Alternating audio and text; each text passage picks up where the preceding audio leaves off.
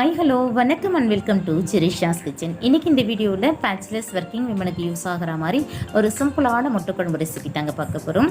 வீடியோக்குள்ளே போகிறதுக்கு முன்னாடி நீங்கள் நம்ம சேனலை ஃபஸ்ட் டைம் பார்க்குறீங்கன்னா மறக்காமல் சப்ஸ்கிரைப் பண்ணிடுங்க. கூடவே இந்த பெல் ஐக்கானையும் கிளிக் பண்ணிவிடுங்க. ப்ளீஸ் உங்கள் ஃப்ரெண்ட்ஸ் அண்ட் ரிலேட்டிவ்ஸும் ஷேர் பண்ணுங்கள்.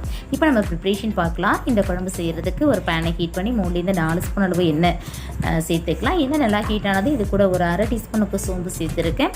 சோம்பு பொரிஞ்சது இது கூட ஒரு 2 மீடியம் சைஸ் வெங்காயத்தை நீல வாக்கில் கட் பண்ணி வச்சுருக்கேன். அதை சேர்த்து வதக்கிக்கலாம்.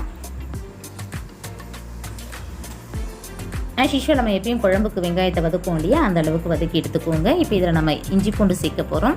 ஒரு சின்ன துண்டு இஞ்சி, 3-4 பல் பூண்டு நல்லா இடிச்சிட்டு எடுத்து வச்சுருக்கேன். ஓகேங்களா? ஸோ நீங்கள் இஞ்சி பூண்டு பேஸ்ட்டு கூட சேர்த்துக்கலாம். இது கூட இப்போ நம்ம 3 ஸ்மால் சைஸ் தக்காளி, 2 பச்சை மிளகாய், கொஞ்சம் கருவேப்பிலை, இது எல்லாத்தையும் சேர்த்துக்கலாம்.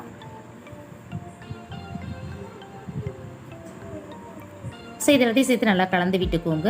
இப்போ இந்த தக்காளி வதங்கிறதுக்கு நான் கொஞ்சமாக உப்பு சேர்த்துக்கிறேன். உப்பு சேர்த்துட்டு இது நல்லா நம்ம கலந்து விட்டுக்கலாம்.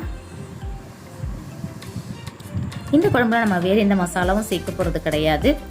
ஸ்பைசஸ் எல்லாம் சேர்க்காமல் பண்ணுறோம். குழம்பு எப்படி இருக்குன்னு யோசிக்காதீங்க. கண்டிப்பாக ட்ரை பண்ணி பாருங்கள். ரொம்பவே டேஸ்டியாக இருக்கும். ஸோ இப்போ வெங்காயம் தக்காளி நல்லா வதங்கிடுச்சிங்க. இது கூட நம்ம மசாலா சேர்க்க போகிறோம். ஒரு அரை டீஸ்பூன் அளவு சில்லி பவுடர், ஒரு 1/4 டீஸ்பூன் மஞ்சள்தூள் சேர்த்துக்கிறேன்.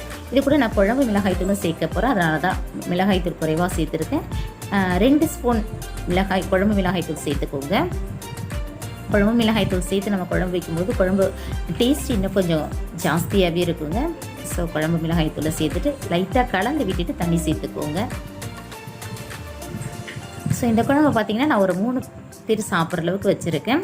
உங்களுக்கு எந்த அளவுக்கு தேவையோ அந்தளவுக்கு நீங்கள் அதில் சேர்க்கக்கூடிய பொருட்களை அதிகமாக சேர்த்துக்கோங்க. ஓகேங்களா? இப்போ இதில் எனக்கு உப்பு கொஞ்சம் குறைவாக இருக்குது. நான் உப்பும் சேர்த்து கலந்து விட்டுக்கிறேன். ஸோ இப்போ நம்ம குழம்பு கொதிக்க விட போகிறோம். குழம்புக்கு ஒரு மூடியை சேர்த்துட்டு இந்த குழம்பு கொதிக்க வெயிட் பண்ணலாம். இப்போ இதில் நம்ம சின்னதாக ஒரு மசாலா அரைச்சி சேர்க்க போகிறோம். ஒரு அரை டீஸ்பூன் மிளகு, அரை டீஸ்பூன் சோம்பு, அரை டீஸ்பூன் ஜீரகம், இது எல்லாத்தையும் அரைச்சி கொண்டு வந்துடுறேன். ஸோ இப்போ குழம்பு கொதிச்சிடுச்சிங்க. கொதிச்சு இந்த குழம்புல நம்ம அரைச்சி வச்சுருக்கிற மசாலாவை சேர்த்துக்கலாம். இது கூட நான் ஒரு 3 முட்டையை தனியாக வேக வச்சு எடுத்து வச்சுருக்கேன். அதை சேர்த்துக்கிறேன். முட்டையில் லைட்டாக கத்தியால் கீரல் போட்டுட்டு சேர்த்துக்கோங்க. ஸோ ஒரு முறை இதை கலந்து விட்டுட்டு மறுபடியும் இதுக்கு மூடியை போட்டு ஒரு 2 நிமிஷம் குழம்பு சிம்மில் வச்சுக்கலாம். அவ்வளோதாங்க, 2 நிமிஷம் ஆகிடுச்சு. இப்போ நம்ம முடியை ஓப்பன் பண்ணி பார்க்கலாம். பாருங்கள், சூப்பராக நம்முடைய முட்டைக்குழம்பு ரெடி ஆகிடுச்சு. இப்போ இது கூட ஃபைனலாக மல்லியில் சேர்த்துக்கிறேன். அவ்வளோதாங்க. மசாலா எதுவுமே சேர்க்கலையே, குழம்பு எப்படி இருக்கும்னு நினைக்காதீங்க. ஒர்க்கிங் விமன் பேச்சுலர்ஸ்க்கெலாம் ஒரு சட்டுன்னு செய்யக்கூடிய ஒரு டேஸ்டியான முட்டைக்குழம்பு ரெசிபி இது. கண்டிப்பாக ட்ரை பண்ணி பாருங்கள்.